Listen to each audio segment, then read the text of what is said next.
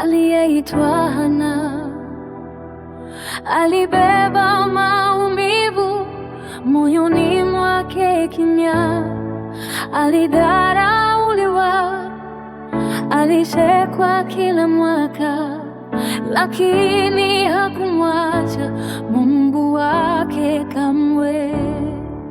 Alienda hekaluni akilia mbele zako, machozi yakimtiririka kama sadaka.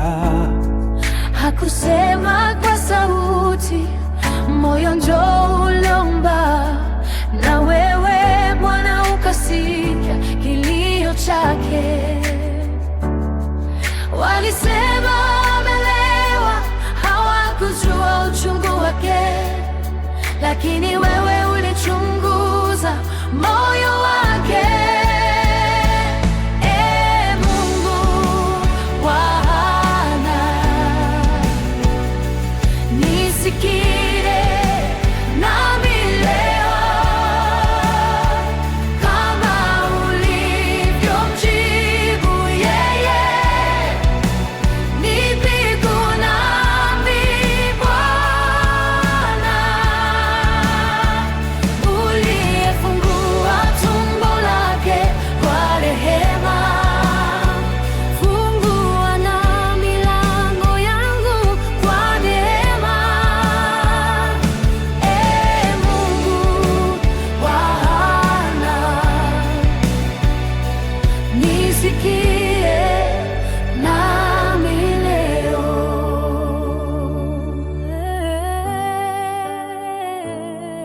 Aliweka nadhiri mbele zako, akasema ukijibu nitakurudisha zawadi.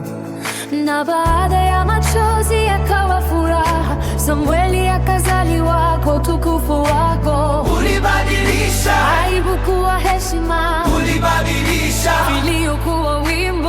Hana akasimama akuabudu akisema, leo nami nimesimama mbele zako. Nina maumivu yanayofanana na ya Hana, Pengine haelewi ninachopitia, lakini wewe wajua kilio cha siri. kama ulivyogeuza historia yake, geuza na yangu kuwa ishuhuda. Wananyongolea aibu na kunyamaza, ipe sababu ya kukuimbia.